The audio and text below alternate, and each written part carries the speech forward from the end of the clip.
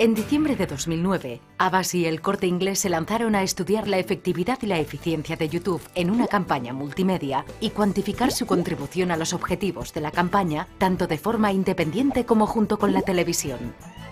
El estudio se realizó entre más de 2.000 internautas durante la campaña de Navidad de El Corte Inglés, una campaña multimedia cuyo objetivo era posicionar a El Corte Inglés como el mejor sitio para realizar las compras navideñas y alcanzar toda la población nacional. La campaña empleó un amplio abanico de medios publicitarios: televisión, radio, prensa, exterior, internet y YouTube. La campaña en YouTube incluía un vídeo en formato cabecera expandible en la página de inicio, siendo la primera vez que se utilizaba este formato tan novedoso en España. Los resultados del estudio fueron bien concluyentes. YouTube añade cobertura incluso en las campañas multimedia y constituye un complemento perfecto a la televisión. La campaña tuvo una cobertura total del 97% de la población objetivo y YouTube aportó una cobertura del 20%. Casi la mitad de los expuestos a YouTube tenían una exposición muy baja, menos de 3,5 contactos o nula a la campaña offline.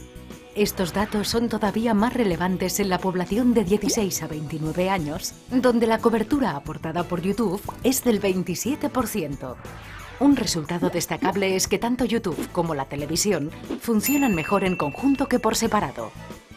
Entre el grupo de usuarios expuestos a la campaña, la combinación de estos medios consiguió aportar un incremento del 10% en recuerdo publicitario espontáneo, del 8% en la consideración de marca y un 5% en imagen con respecto al grupo de control.